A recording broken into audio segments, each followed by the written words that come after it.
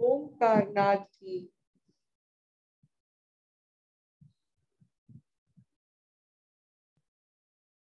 जब हम नाद लगाते हैं तो अपना एड्रेस पता चल जाता है।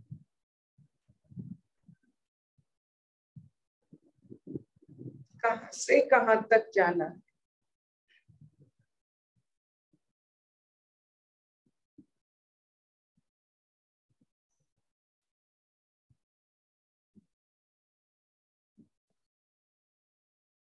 शरीर से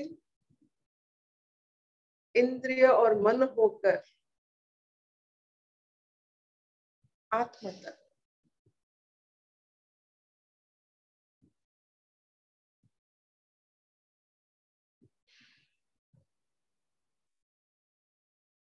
ये अगर हम निश्चित कर देते हैं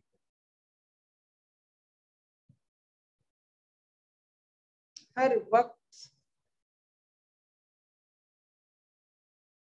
अपने आत्मा तक, ईश्वरांश तक, देवांश तक, अद्वैत तक,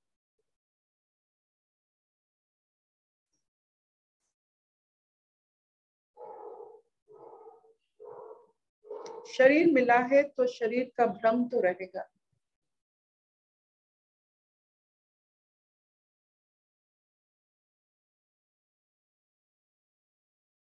लेकिन इस भ्रम को हम सत्य में परिणत नहीं करेंगे। हम इसे व्यवहार करके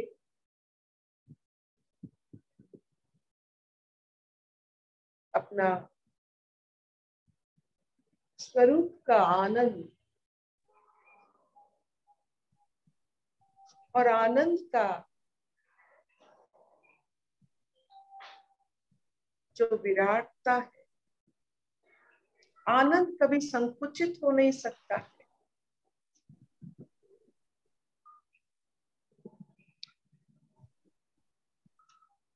आनंद फैलता है। दुख संकुचित हो सकता है,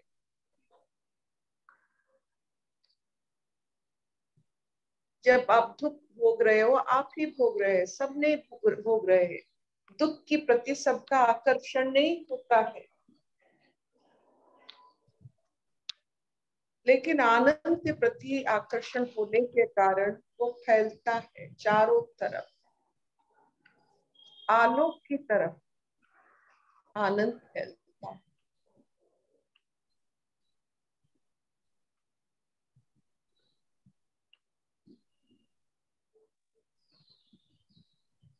एक बार हम सूक्ष्म होकर फैलने लगेंगे, बढ़ने लगेंगे, विराट होते लगेंगे, ग्रह तारा नक्षत्र को छूटने चलेंगे और संकुचित होना अच्छा नहीं लगेगा।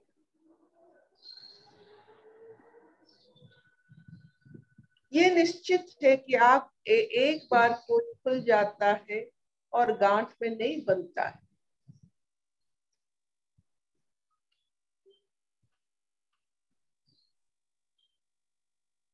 एक बार आपने सूर्य को छू लिया, एक बार आपने ब्रह्मांड को देख लिया, एक बार आपने हर तारों के साथ बात करने लगे, फिर आप फिर संकुचित होकर दुख पर नहीं आ सकते हो। आपको उड़ना आ गया। आपको कोई भी पिंजरा में आपको हम डाल देंगे, आप उड़ जाएंगे। कभी कभी पिंजरा को लेकर भी आप उड़ जाएंगे, इतना सामर्थ्य आ जाता है। एक बार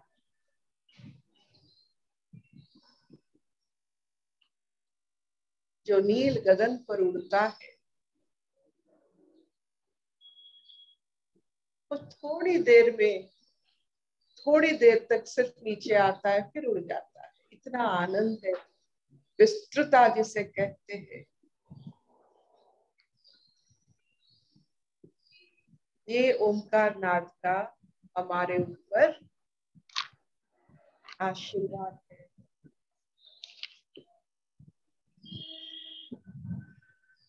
चांद तारों की बात करवाता है।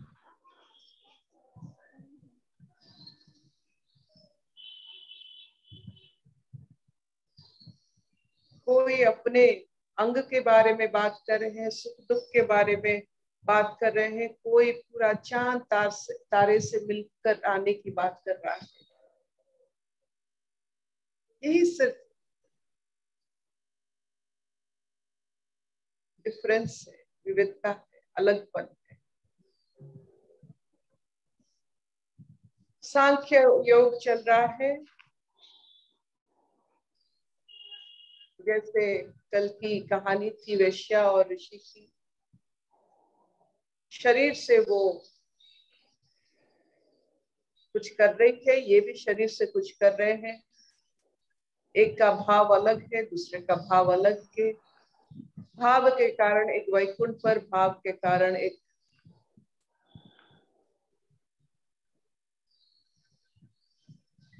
नरक में। शरीर के हिसाब से, जैसा शरीर समाज का है, तो समाज के अनुसार शरीर को वैसा मान्यता दिया जा रहा है। एक को चिल कवे खा रहे हैं, एक को बड़े आदर से उसका सत्कार किया जाता है। तो शरीर का कर्म समाज का है, लेकिन भाव का कर्म बहुत ही अलग होता है। समाज शरीर को पहचानता है, ईश्वर भाव।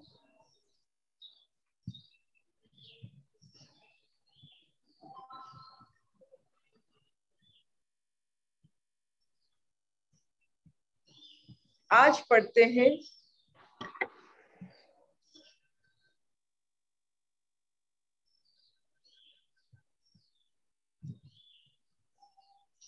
जब हम इंद्रिय और मन को निवृत्त करते हैं तो क्या होता है। जैसे आप अपने खाने पर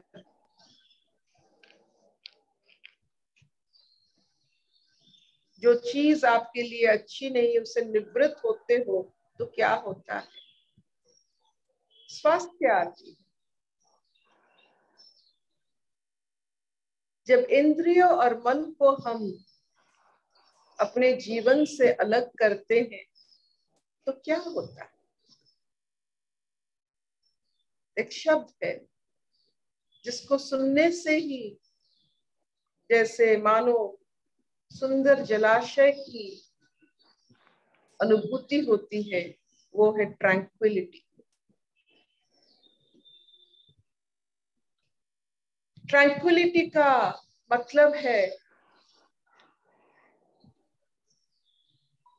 इतना सूक्ष्म कि आप कुछ भी आपके सोच से पकड़ते नहीं, इतना शुद्ध। मुझे बाहर ही रख दो, मैं ले जाऊंगी। कि अशुद्ध चेतना आपके पास आ ही नहीं सकता। इतना पवित्रता, इतना प्योर।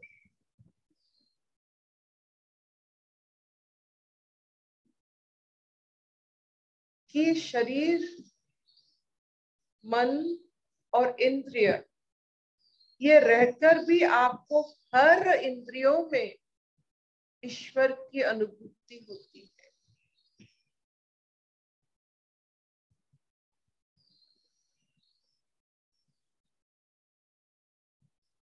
जैसे स्वर्ण खाने से स्वास्थ्य रहता है, इंद्रिय और मन से अगर आप मुक्त होते हो तो पवित्रता रहता है। आप पवित्र होते हो, प्योर होते हो, आपकी इंद्रियां मुबारक।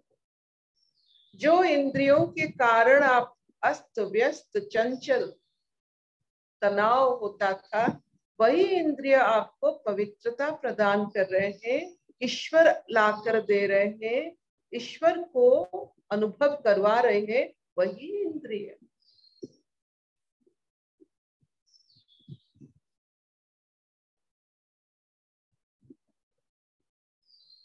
तो ये किसका काम है, इंद्रियों को ईश्वर या ईश्वर अनुभूति लाने में मदद करना, ये किसका काम है? शरीर तो है, मन तो रहेगा। तो मन में क्या बदलाव आता है ताकि इंद्रिय अभिचयन शक्ति उनका जागृत हो रहा है। अपवित्र पवित्र, ये जो दो शब्द है उसको चयन कर सकते हैं। जैसे कहा जाता है श्री रामकृष्ण परमहंस वही शरीरधारी है, उनकी भक्ति की, आत्मबल की इतना प्रचार है कि इंद्रिय, हर इंद्रिय उन्हें ईश्वर की याद दिलाते हैं। जैसे उन्होंने एक बार बचपन में काले बदरी पर गोरे हंस को देखा और गिर पड़े। उनको लगा कि अद्भुत भाव, ये जो आह्लादित भाव उनको ईश्वर दर्शन में बहुत अनुभव हुआ। काले बादल में सफेद हंस को उड़ना देखना, उनको लगा जैसे वो सम्मोहित होते जा रहे, अपने शरीर से मुक्त होते जा रहे। वही आंख उन्हें दिखाया। कितना पवित्र होंगे कि ऐसे ऐसे जो हमें ऐसा ही लगता है उनको उसमें ईश्वर दिखता है। जब अपने शरीर में वो भस्म लगाते थे तो विह्वल हो जाते, होकर समाधिस्थ हो जाते थे। जब भजन गाते थे, भजन सुनते थे, ईश्वर कथा कहते थे, ईश्वर कथा सुनते थे, वो शरीर से मुक्त हो जाते थे। जब अपनी उनकी पत्नी सारला देवी खाना बनाती थी, इतना अच्छा खाना बनाती थी, इतना सिंपल पवित्र भाव से अपना गृहस्थ को निभाती थी कि हर निवाले पर वो आत्मा हरा जिसे कहते हैं, रामकृष्ण वैसे हो जाते थे। हर एक निवाले पर वो मुक्त हो जाते थे, ईश्वर की गाथा गाते थे। तो आप देखिए, उनका भी शरीर है, उनका भी मन है, उनका भी इंद्रिय है, उनका भी चेतना है। वो भी सबके साथ मिलते थे, खाते थे, बात करते थे। तो हर समय कैसे ये मुग्ध रहते थे, ऐसे पवित्र कैसे रहते थे? बचपन में पढ़ा था उनके बारे में कि एक हाथ में वो पैसे पकड़े, एक हाथ में मिट्टी, गंगा किनारे बैठे, एक हाथ में दुनिया का सबसे बड़ा सम्मोहन चीज जिसे हम पैसा कहते हैं, और एक हाथ में जो मिट्टी, जहां हमें जाना है, मिट्टी बनना है, जो हमारा असली स्वभाव जो है, वही वो पकड़ कर वो तोलते थे कौन सा भारी है। गंगा जी को कौन सा समर्पण करना चाहिए, कौन सा फेंकना चाहिए, किसका महत्व इतना नहीं है। वो पैसों को फेंक दिया, मिट्टी को समेट लिया। अपने जो सच्चाई है, जो अपना अंत है, शरीर का जहां अंत होता है, उसको पकड़कर वो पैसों को फेंक दिया गंगा जी। तो ये जो पवित्रता, जो विवेकवान, जो हर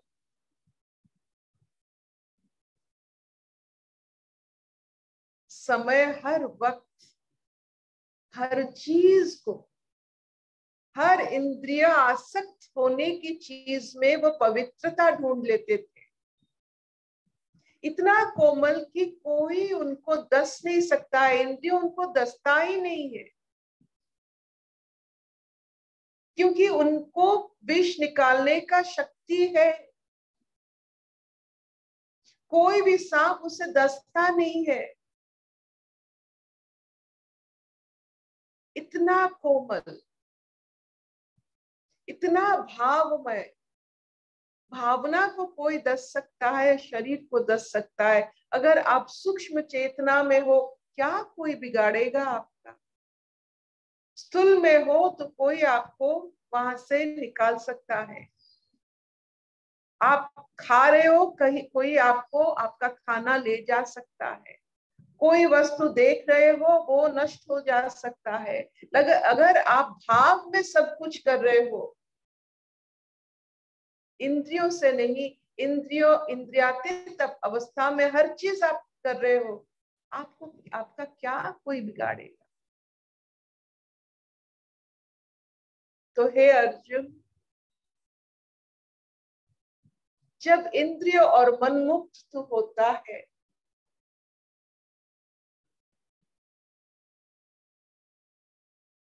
तो तुझे एक गुण मिलता है, वो है पवित्रता।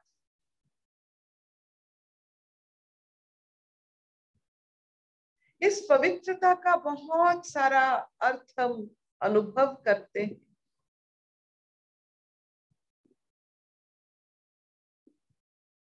इंद्रियों के साथ आप वस्तु से बात कर सकते हो, ईश्वर वस्तु नहीं है। इंद्रिय आपको एक्सटर्नल वर्ल्ड, बहिर्मुखता के लिए सहायता देते हैं, अंतर्मुखता में उनका कोई स्थान नहीं। और अंतर्मुखी मन सिर्फ और सिर्फ ईश्वर, सिर्फ और सिर्फ ईश्वर अनुभूति करता है। अंतर्मुखी, जिसमें कोई इंद्रियों की दस्तक नहीं, कोई मन की अभिलाषा नहीं, मन ही नहीं। ऐसे पवित्र भाव तो जब इंद्रिय तेरा संकुचित हो जाता है, उसका कोई मायने नहीं रहता है, तो पवित्र हो जाता है। पवित्र एक ऐसा शब्द है जो ईश्वर जैसा ही शब्द है। जब भी हम कोई भी यज्ञ में बैठते हैं, हमारे ऊपर जल की सिंचन होती है, तो अपवित्र से पवित्र होने की हमें कहा जाता है कि तू इंद्रिय मुक्त हो जा। अभी इंद्रिय के बिना तू अनुभव कर इस चेतना को। ये जो चेतना, जो ईश्वर चेतना, चेतना मतलब एक ही चीज है। आप चेतना पूर्ण हो, मतलब आप सिर्फ ईश्वर अनुभव कर रहे हो। तो अपवित्र है, तो इंद्रिय व्यवहार कर रहा है, तो स्थूल जगत में चल रहा है, इससे निकल पवित्र हो जा। हाथ में पानी देकर गोविंद की तीन, नारायण की तीन नाम में हम पूरे अपने शरीर को भी पवित्र कर लेते हैं, क्योंकि इंद्रियों से हमें मुक्ति मिलती। तो इंद्रियों से मुक्ति मिलने का एक ही रास्ता है, जब हम सचमुच ईश्वर से इश्क करते हैं। इश्क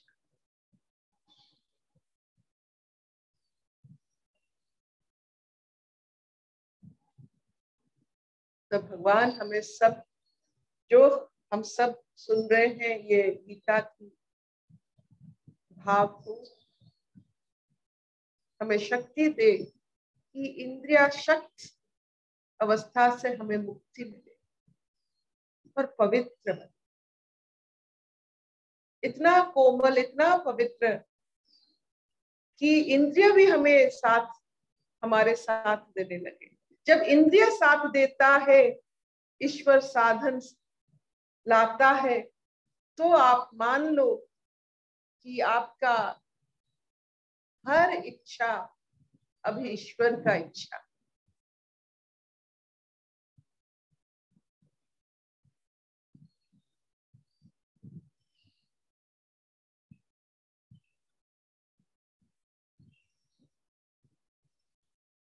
तो योगी कैसे इस संसार में चलता है?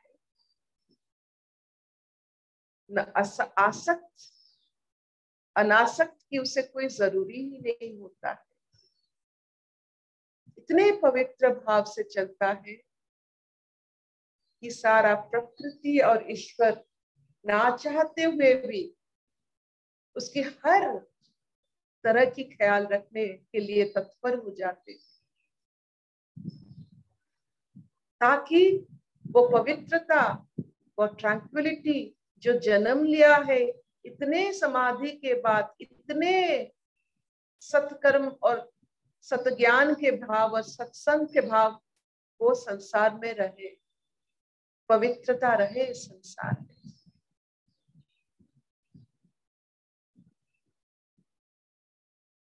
हर चीज तत्पर हो जाता है इस पवित्रता को रखने के लिए।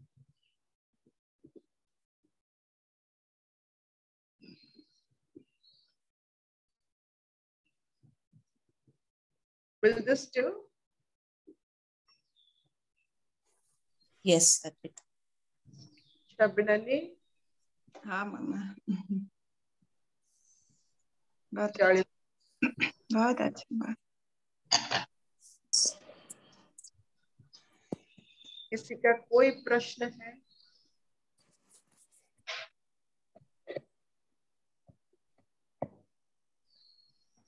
कोई द्वंद्व है कि ये नामुमकिन अवस्था है?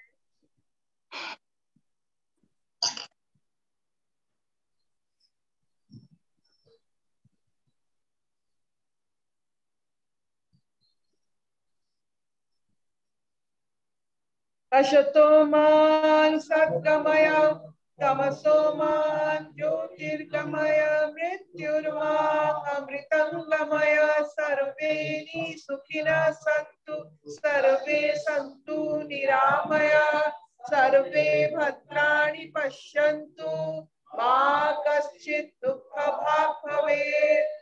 ओम शांति शांति शांति।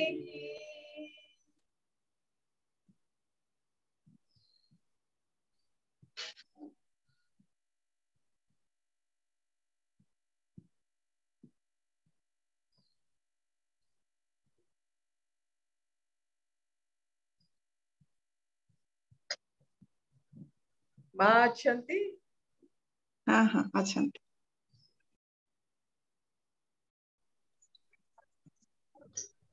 हर एक बंधन को, शारीरिक बंधन जब पवित्र होता है उसे शादी माना जाता है।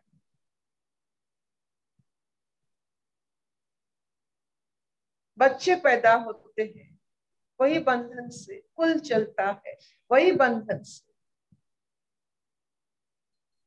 इसमें भला बुरा कुछ नहीं है, अत्यंत आध्यात्मिक भाव है इसमें। आपने देखा होगा कि हर एक ऋषि, हर एक गुरु, सब गृहस्थ धर्म निभाने वाले हैं। बिना गृहस्थ आपको फर्स्ट योग के बारे में पता नहीं चलेगा। आपके अगर बच्चे नहीं होंगे, आपके अगर भाव नहीं पैदा होगा, खोने का डर नहीं पैदा होगा, तो भगवान भी आपको जरूरत नहीं होगी। ये खोने का डर, चाहे वो शरीर, अपने शरीर का खोने का डर या प्रियजन का खोने का डर में हम अपना थोड़ा बहुत निराकार के साथ थोड़ा बहुत इन्वेस्टमेंट समझौता कर लेते हैं कि नहीं नहीं चाहिए, ईश्वर चाहिए। और इसी के हिस्से से जब हम गृहस्थ आश्रम आहिस्ता आहिस्ता चलाते हैं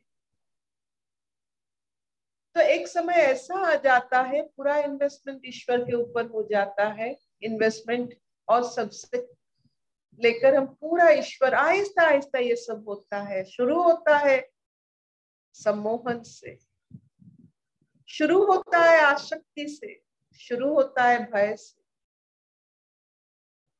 शुरू होता है खोने की आंदोलन से, लूजिंग द कंफर्ट लेवल, इसी से शुरू होता है। लेकिन एक बार इससे शुरू हुआ कोई भी अनुभूति जब ईश्वर अभिमुखी होता है, ये अनुभूति जैसे लगता है कि इसी के माध्यम से हम यहाँ तक पहुंचे। हम सराखों पर इन अनुभूतियों को रखते हैं, उससे नीचे नहीं दिखते हैं। Is a very important. All your pain, आपकी पीड़ाएं सराखों पर, इसी से आपको ईश्वर मिलते हैं। No worry, you are in the best of the ashram, that is grihastha ashram. इससे बड़ा आश्रम कुछ नहीं है।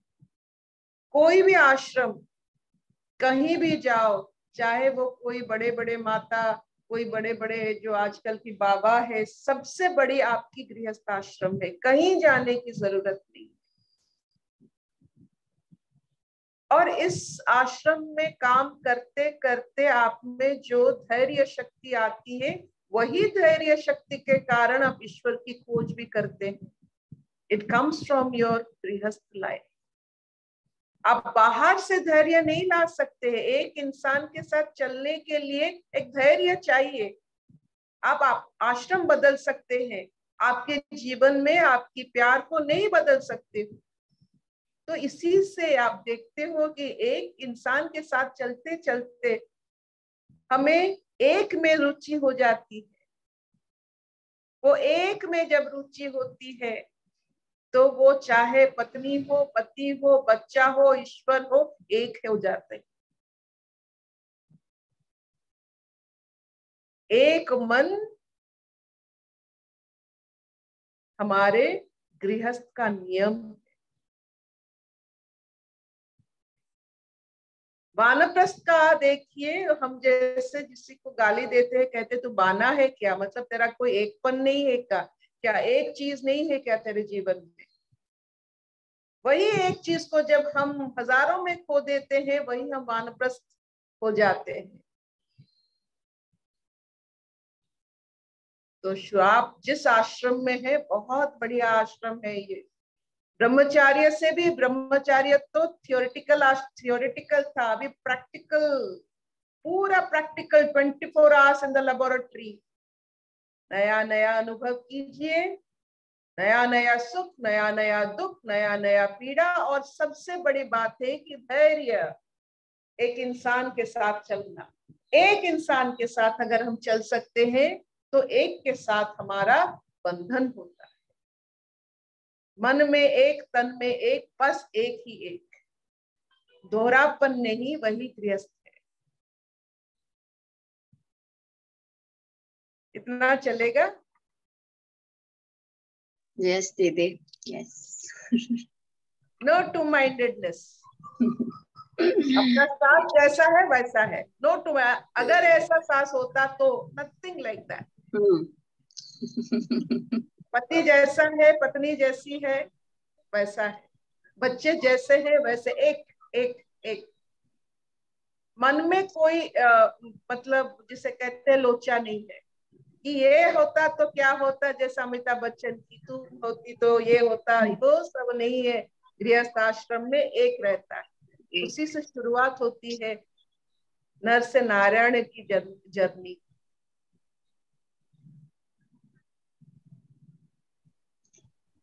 Yes, दीदी, thank you. Thank you mama, thank you.